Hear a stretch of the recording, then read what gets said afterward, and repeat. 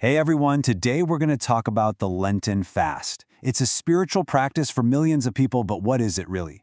We're going to get into what it is, why it's done, and what it all means. And trust me, it's about a lot more than just giving up chocolate.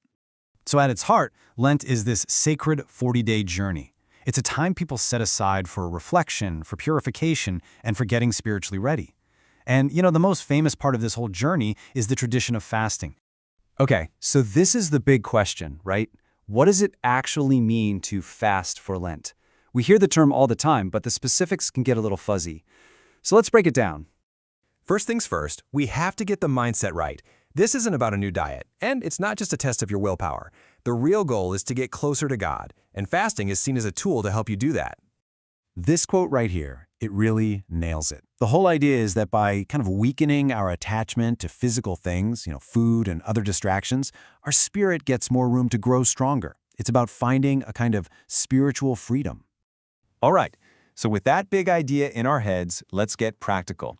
The Catholic Church actually has some minimum requirements, sort of the baseline rules that create the foundation for the whole discipline. So here's a look at the key dates for 2026. You can see there are specific days marked for fasting and abstinence. That's Ash Wednesday and Good Friday.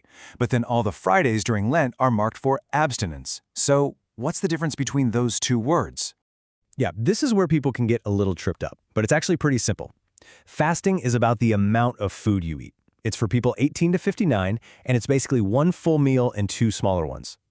Abstinence, on the other hand, is for everyone 14 and up, and it's about the type of food, specifically no meat.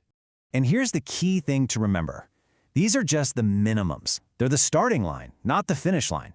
The whole tradition is about encouraging you to take these rules and go deeper with them in a personal way. So how do you go deeper? Well, a lot of people create a more structured weekly plan that kind of builds on top of those minimums. It's all about aiming for more spiritual growth.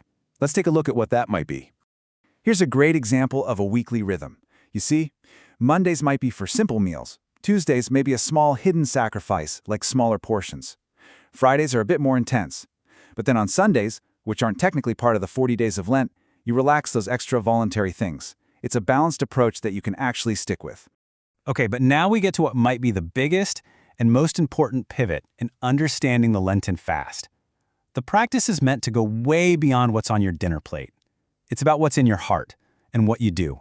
Listen to this from the book of Isaiah. It's this powerful idea that the fast God really wants isn't just about self-denial for its own sake.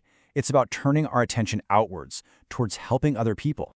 And this is where it gets real for us today. Fasting can mean giving up negative behaviors. Think about it. Fasting from gossip, or from anger, or from just mindlessly scrolling on your phone. Wow.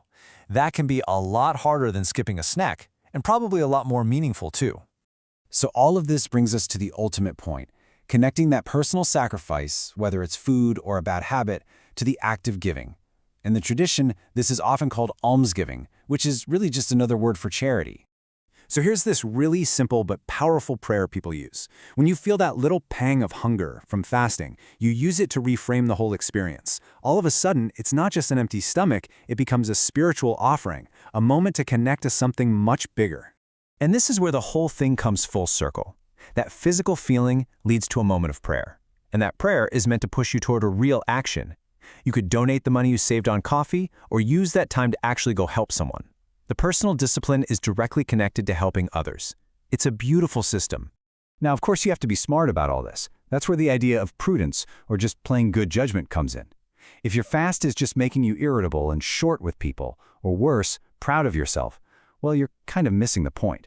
The goal is always humility and love, not some spiritual obstacle course. And that common sense definitely extends to your physical health. The Church is really clear about this. If you're pregnant, elderly, or have health issues, you should always talk to a doctor. In fact, you're often exempt from the physical fasting rules. Health and safety always come first. So we'll end with this question, and it really applies to anyone, religious or not. The core idea here is about intentionally making space. So think about it. What could you temporarily remove from your life? A food, a habit, a certain mindset, to make room for something better to grow in its place? That's a really powerful thought to sit with.